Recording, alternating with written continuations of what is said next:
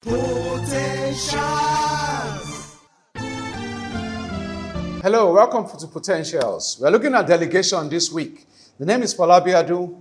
I'm a coach and I'm a trainer, and I'll be taking you through delegation today. That's our topic for this week. What is delegation? Delegation refers to the process by which superiors assign tasks to subordinates alongside the corresponding authority to execute them. Delegation is so important. It's so important. It simply means getting things done through people. Things shouldn't work well only when you are around. I like to say this to you. If the job process suffers whenever you are absent, you're not a good boss. You're not a good leader. You're not a good manager. You're not a good whatever. I'll say it again. If the job process suffers whenever you are absent, you are not a good leader. Number two, things shouldn't work well only when you are around. It shouldn't work well only when you are around. No. Number three, the true test of a good leader or a good boss is what happens in his absence, not what happens when he's around. Learn to delegate. I like to say this again. Number four, if you delegate tasks, you create followers. If you delegate authority, you create leaders. If you delegate tasks, that's all you do. Always delegating tasks. Do this, do that. You create followers. But if you delegate authority, you create leaders. And I guess that's what you want. Build your leadership base, not your followership base. Number five, build your leadership base, not your followership base. What makes you a good leader is how many leaders you have been able to raise, not how many followers you have been able that are following you. I'll say that again. What makes you a good leader? What makes you a good boss, a good head? Is how many people you have been able to raise, not how many people are following you. So build your leadership base, not your followership base. Give people responsibility. Give people authority. Trust your subordinates. All right, some obstacles to delegation. Why is it that some people don't want to delegate? Number one, fear. They are afraid that if I delegate this, the guy might mess it up. He might not he might do better than me. I might lose my relevance.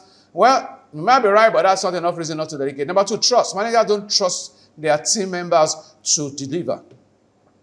Then time. I feel it takes too much time to be explaining. Let me just do this myself. You will not do much if you don't delegate. And then skill. All right? You feel the person you want to delegate does not have the requisite skills. And so you just want to do it yourself. So obstacles to delegation: fear, trust, time, skills. And you can work on these things. You can work on them. If it's a skill issue, give the guy training so that he knows what to do. If it's a trust issue, give him a little. If it's a time issue, take out the time to explain. Never delegate without explaining.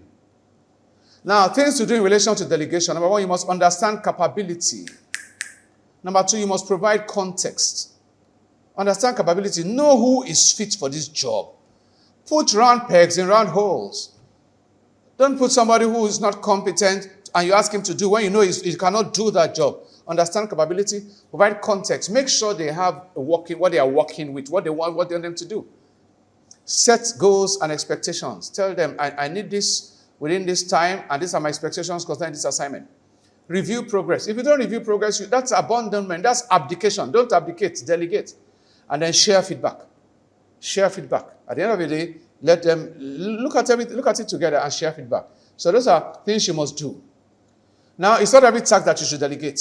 Tasks which should be delegated. Anything in your job which your subordinate can do better, either because he has more direct knowledge of the details or whatever, let him do it. Anything in your own job which your subordinate can do better, let him do it. Delegate it to him.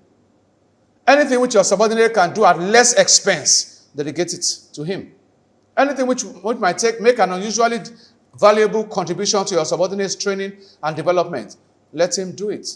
Delegation is not just about letting people work. Sometimes you delegate because you want to train. You want to teach him how to do it, so you delegate, let him be doing it, and then you are correcting him. Before you know it, he can do it. So those are tasks that should be delegated. What are those tasks that should not be delegated? Number one, tasks which are well beyond your subordinate skills. If it's beyond their skills, don't give it to them. They will mess it up. Confidential security and policy matters. Things that are confidential, things that have security implications, don't divulge that. Don't delegate that. Do that yourself because of the confidentiality. All right? Now, how to delegate? How do I delegate? Number one, you choose the appropriate task. What has to be done? Then 2, you choose the appropriate person. Who is the right person to do this thing? Set clear objectives and plan. Then you implement. You monitor. Delegation without monitoring is abandonment, is abdication. And then you evaluate or you review. Choose appropriate task. Choose appropriate person. Set clear objectives. Implement. Monitor. Evaluate. More tips on delegation, on how to delegate. Number 1, choose the right person for the job. Understand your subordinates' strengths and weaknesses and preferences. What is this guy good in? Somebody has a temper issue. Don't send him to customer care. Don't send him to go and represent you in a place where he will get upset. Somebody is good with figures, with record keeping. Send him to the records department. So understand the employee's strengths. Explain why you are delegating. Provide the right instructions. Provide resources and training. Never delegate without training. Because if you don't train them, don't blame them when they mess things up. So provide the resources that are needed and the training that is needed. Delegate responsibility and authority. Don't delegate only responsibility. If you're asking somebody to do something, give me what it needs, the authority. And then allow mistakes, if any. And then lastly, check the work and provide feedback. Is that all right? Is that all right? 6 steps for effective delegation. Number 1, you must prepare. Number 2, you must assign. Prepare, assign, confirm understanding, confirm commitments, avoid reverse delegation, and ensure accountability. I'll go over that again. 6 steps to effective delegation. Number 1, you prepare. Prepare the person you are delegating to. That's where training comes in. 2, assign the task. That's where explanation comes in. Confirm understanding. That's where feedback. Make sure he understands what you want him to do. Confirm commitment. Make sure. Ask him, will you do it? Should I get somebody else to do that? Will you do it? You are sure you will do it? Confirm commitment. Then avoid reverse delegating. Once you have delegated, don't collect the work back except you notice that it's not doing the right thing. Otherwise, that will be reverse delegating. And then ensure accountability. Ensure that the person gives account of what he has done. All right? Some thoughts on delegation. Some things that will help you here. Communicate clearly. Describe what is expected and when the job is to be completed. Do not limit the delegation to the jobs you do not want. Some people delegate only what they don't want. Don't be that kind of person. Explain the importance of assignments. Delegate work evenly and without bias. Don't overload certain people with work while others are idle. Schedule periods for checking delegated tasks. Establish reasonable deadlines. Reinforce good performance. Offer suggestions to improve satisfactory performance. Give praise for work well done and reprimand for work well done, for work not well done. Give praise for work well done and reprimand for work not well done. All right, 3 laws of delegation. Number 1 is the law of parity of responsibility and authority.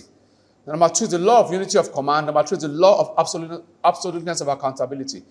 Now, what does this law state? The law of parity of responsibility and authority states that whenever you delegate responsibility, you must also give the person authority. Parity of responsibility and authority.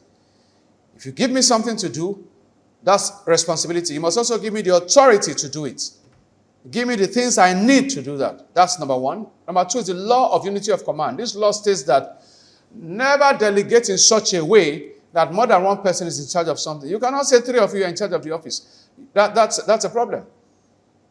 Because you said this guy, these 2 people, they are in charge of you. You have delegated 2 people to one task. That's a problematic thing. Because one person might ask me to come, the other person might ask me to go. Who will I obey? So unity of command. Delegate in such a way that only one person is in charge of something and accountable for that. Then number 3, the law of absoluteness of accountability. This law states that you can actually delegate a delegated task, but you cannot delegate accountability for the execution. I'll say it again. The law of absoluteness of accountability says that you can delegate a delegated task, but you cannot delegate accountability.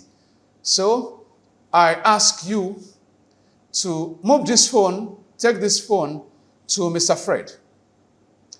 You may not be the one to take it to Mr. Fred. You could give it to someone to give it to Mr. Fred. No problem with that. So long as it gets to Mr. Fred. No issues. But if it doesn't get to Mr. Fred, it's you I will hold. And when I ask you what happened to the phone, I don't expect you to try to delegate accountability. Actually, it's not me. I asked Michael to give it to Mr. Fred. No, you are trying to delegate accountability. So you can delegate a delegated task, but you cannot delegate accountability because you are the one that was given the task. Those are my thoughts on delegation. On potentials, we are committed to enhancing capacity. Remember to click the like button and to subscribe if you have not already subscribed. The name again is Afolabi Adun. The phone number is 080-6121-4116. See you next week for yet another topic.